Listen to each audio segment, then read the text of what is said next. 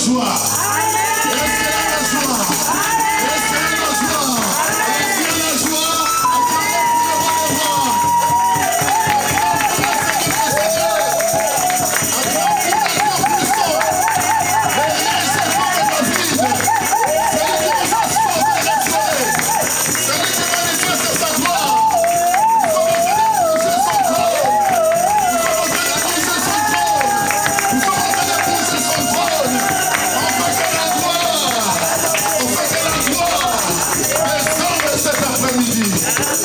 Merci Seigneur pour ta gloire. Amen. La bénédiction est descendue. Celui qui dit Amen reçoit déjà. Alors reçois cette bénédiction. Reçois cette bénédiction. Par le nom de Jésus. Amen, amen. Vous pouvez vous asseoir. Merci Seigneur. Parce que le Saint-Esprit en nous doit nous conduire dans la vérité et dans la sainteté.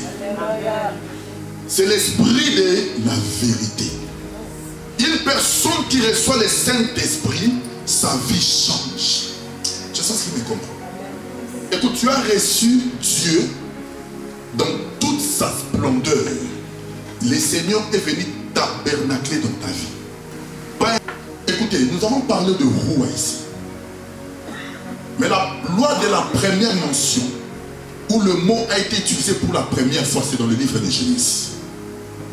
Lorsque tu ouvres directement ta Bible dans le livre de Genèse, tu vois le roi, l'Esprit de Dieu. Dieu commence par son esprit. Et Dieu termine aussi par son esprit. Amen. Prenons le livre de Genèse. Nous allons courir vite. L'Esprit de Dieu était en train de chercher la terre. La terre qui était cachée sous l'eau. L'Esprit était en train de chercher seulement la terre. Parce que le roi a été déjà dessiné dès le commencement. Ce sont les disciples, les apôtres de Jésus. Ils devaient être dans la chambre haute. Ils étaient comme des terres, mais ils devaient attendre que le Seigneur puisse parler. Je sais si vous comprenez. Parce que lorsque tu lis ta Bible dans le livre de Genèse, lorsque le Seigneur a dit que la lumière soit, la lumière fut. Cette lumière est partie éclairer la terre qui était cachée sous l'eau. Donc la terre, elle a reçu le roi de Dieu, elle a reçu la lumière pour que cette terre sorte le troisième jour. C'est que l'Esprit de Dieu, lorsqu'il est descendu le jour de la Pentecôte, il est descendu pour éclairer le disciple. Il s'est caché. Ils avaient peur des Sadducéens. Ils avaient peur des pharisiens. Parce que Jésus était mort. L'Esprit leur a donné la force. Amen, amen, amen. Ce n'est pas l'apôtre, ce n'est pas pour que l'apôtre Paul dit. Nous n'avons pas reçu un esprit de timidité, mais un esprit de force. Lorsque tu reçois cet esprit en toi, il faut que la nature divine se manifeste. C'est toi qui me comprends.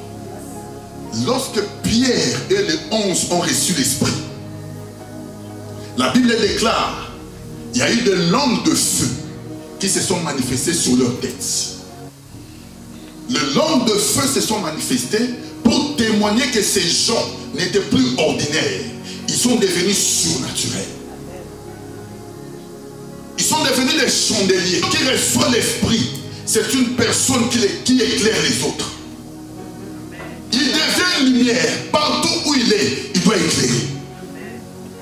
C'est ce qui s'est passé ces jours-là. Pierre est sorti. Lui qui a régné le Seigneur.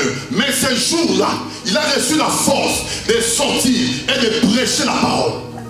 Il y a eu 3000 convertis. Pourquoi? Parce que cet homme a reçu quelque chose de surnaturel. Je voudrais que cet après-midi, que tu reçoives cette chose. Je voudrais que cet après-midi, que le roi de l'Éternel descende sur ta vie. Que tu ne restes pas un homme ordinaire, que tu deviens surnaturel. Parce que quand tu es surnaturel, tu attireras les choses de Dieu viendront vers toi. Parce qu'il y a la grâce de Dieu qui s'est démontrée. Un homme ordinaire n'a-t-il rien?